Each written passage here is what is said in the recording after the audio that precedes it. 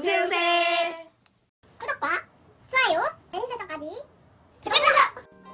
안녕하세요. 저는 치위생학과에 재학 중인 최채연이라고 합니다.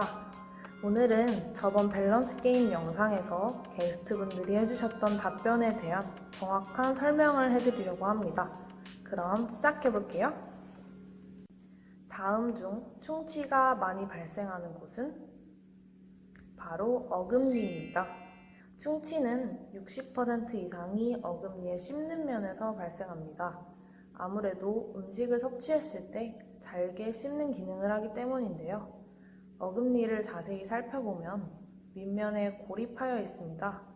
이것은 윗니와 아랫니가 닿으면서 음식을 씹을 때 제 역할을 할 수 있도록 이루어진 구조입니다. 그런데 이 부분에서 미세한 음식물 찌꺼기를 잘 제거하지 않으면 치아 의식증이 생겨서 주변으로 번지게 될 수가 있어요. 특히 아직 연구치가 튼튼해지지 않은 아이들의 경우 더욱 이 부분 관리에 신경을 써주셔야 합니다. 스케일링 보험은 몇 세 이상부터 받을 수 있을까요? 정답은 만 19세 이상입니다. 현재 스케일링 보험은 만 19세 이상 국민이라면 1월 1일부터 다음 연도 1월 1일까지 총 1년에 1회 건강보험이 적용됩니다. 당신은 가글을 했다. 당신이 할 행동은? 정답은 물로 헹구지 않는다입니다. 일반적으로 시중에서 판매되고 있는 구강 청결제는 입을 별도로 헹구지 않아도 괜찮습니다. 그러나 65세 이상이시거나 혹은 고혈압 약을 복용하고 있는 등의 구강 건조에 주의해야 하는 경우라면 가글 후 입물로 입안을 헹구시는 것이 좋습니다. 대부분의 구강 청결제에 알코올이나 과산화수소 같은 소독, 향균 작용을 하는 성분이 들어있기 때문인데요. 앞서 말씀드린 65세 이상의 노인이나 고혈압 약을 복용하고 계신 경우에는 노화와 약물 성분으로 침 분비가 줄어있는 경우가 많기 때문에 침 분비가 줄면 입안이 건조해지거든요. 때문에 가글 후 구강 건조가 더 심해질 수 있기 때문에 꼭 헹궈주시는 게 좋다고 말씀드릴 수 있겠습니다. 당신은 후식으로 커피를 마셨다. 이후 당신이 할 행동은? 정답은 조금 있다 한다입니다. 커피를 마시면 치아의 상태는 약산성으로 변하는데요. 이때 바로 양치를 하게 되면 치아가 부식되는 경우가 많아집니다. 그렇기 때문에 커피를 마시고 양치는 15분에서 20분 정도 후에 물로 입을 한번 헹궈준 다음에 하시는 것이 좋습니다. 다음 중 옳은 행동은? 정답은 칫솔에 치약을 짠 후 물을 묻히지 않고 그냥 양치질을 한다입니다. 치약에는 연마제 성분이 들어있어요. 이 연마제의 역할은 입속의 세균과 치석을 제거해 주는데요. 칫솔에 물을 묻히기를 하면은 치약에도 물이 묻게 되고요. 그렇게 되면 연마제의 농도가 떨어집니다. 그러면 세정 효과 역시 떨어지게 되는 것이죠. 거기다가 양치질을 하면 거품이 나죠? 근데 그 거품은 치약의 성분 때문입니다. 치약에 물이 묻게 되면 거품이 더욱 빨리 생성되고 이 현상은 양치질을 하는 시간에 영향을 미치기 때문에 더 짧게 양치를 하게 되실 수 있는 겁니다. 칫솔의 교체 시기는 언제가 좋을까요? 정답은 3개월입니다. 개인마다 칫솔질 방법이나 세기에 따라서 칫솔의 수명은 조금씩 차이가 있지만 칫솔모가 벌어지거나 닳아 잇몸이 쓸리는 정도가 아니라면 평균적으로 3에서 4개월 정도마다 교체해 주시는 것이 좋습니다.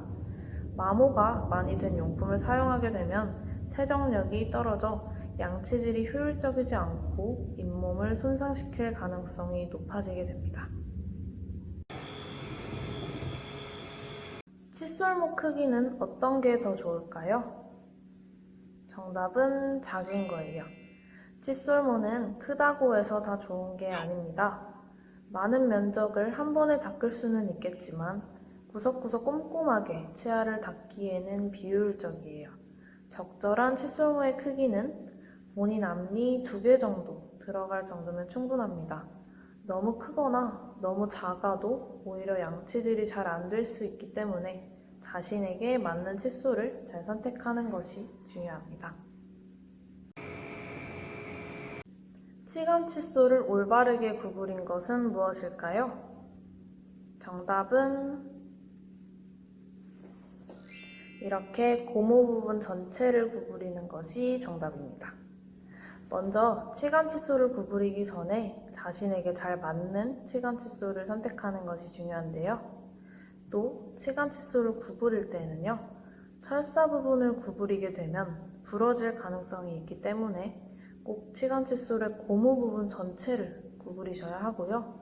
치아와 치아 사이가 평행하게 소를 넣어서 앞뒤로 3번에서 4번 정도 왕복해주시면 됩니다. 치실을 치아 사이에 넣을 때 어떻게 넣는 것이 옳은 방법일까요? 정답은 직접 한번 보여드리도록 할게요. 먼저 치실을 30cm 정도 잘라서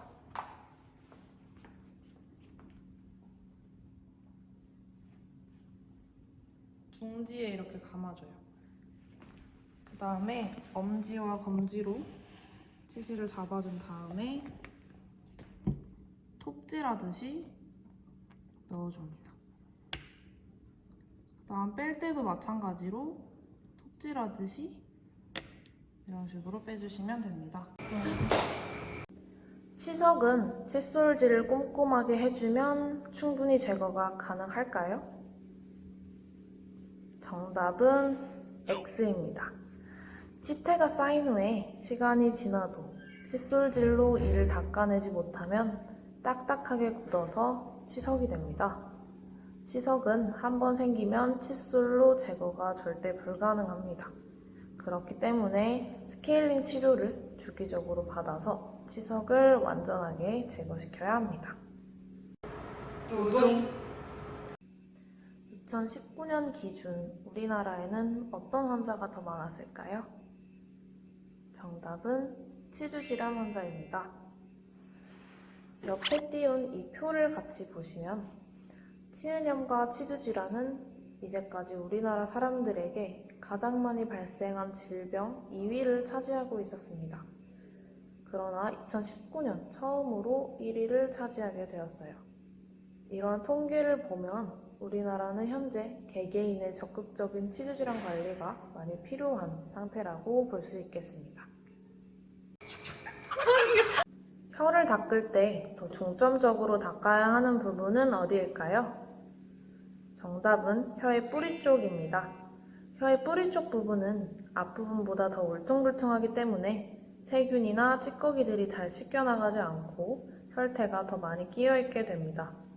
구강의 다른 부분보다 훨씬 더 구취를 유발하기 쉬운 상태이지만 안쪽에 위치하고 있어서 구역질이 나기도 하고 닦기가 조금 힘들어요.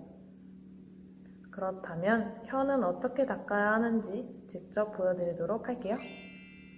최대한 구역질이 나지 않게 닦는 방법은 고개를 숙이지 말고 턱을 살짝 들고 혀를 최대한 길게 내밀어줍니다. 그리고 나서 칫솔을 혀와 직각이 되게 잡고 안쪽 부분부터 돌리면서 쓸어낸다는 느낌으로 둥글게 쓸어내듯이 닦아주세요. 그 후 혀 클리너를 가지고 혀 뿌리 안쪽부터 가볍게 살살 긁어서 이물질을 제거해 주시면 됩니다. 너무 많이는 하실 필요 없고요. 5회에서 7회 정도 해주신 다음에 맑은 물로 입을 깨끗하게 헹구시면 됩니다. 아침에 일어나자마자 양치를 해야 될까요? 안 해도 될까요? 정답은 꼭 해야 한다입니다. 밤 동안 입안은 박테리아가 번식하기 좋은 환경으로 변하게 됩니다. 자는 동안 호흡 과정에서 입안이 마르기도 하고 수분이 공급되지도 않죠.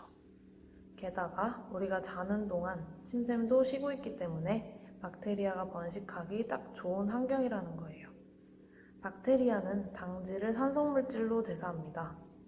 밤에 우리 입안은 산성물질이 증가하고 이것이 치아를 감싸고 있는 에나멜을 상하게 합니다. 또한 양치질 전에 음식물을 섭취하게 되면 박테리아가 음식물과 함께 우리 몸 안으로 들어가기 때문에 해롭다고 볼 수 있습니다. 박테리아가 가득한 채로 음식을 먹으면 박테리아는 우리가 먹은 음식의 당분을 산성물질로 바꿔서 역시 치아 에나멜을 상하게 합니다. 그래서 양치질을 일어나서 바로 하는 것이 좋습니다. 일어나서 바로 양치질을 하면 밤사이 번식한 박테리아와 산성물질을 제거할 뿐만 아니라 침샘을 자극하여 침 생성도 돕기 때문에 아침에 일어나자마자 양치질을 하는 것이 굉장히 중요하다고 볼 수 있겠습니다. 더 신경 써서 해야 하는 양치질은 무엇일까요?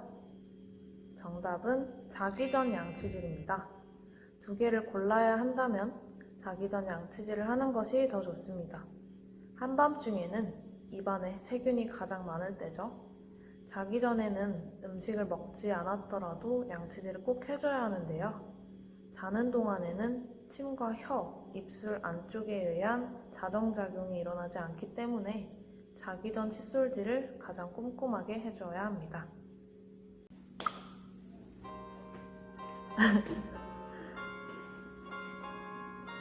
오늘 영상 잘 보셨나요? 여러분들이 잘 모르고 있었던 혹은 헷갈려하고 있었던 정보들을 확실하게 알아가셨길 바래요. 그럼 저는 다음 영상으로 또 찾아뵐게요. 안녕!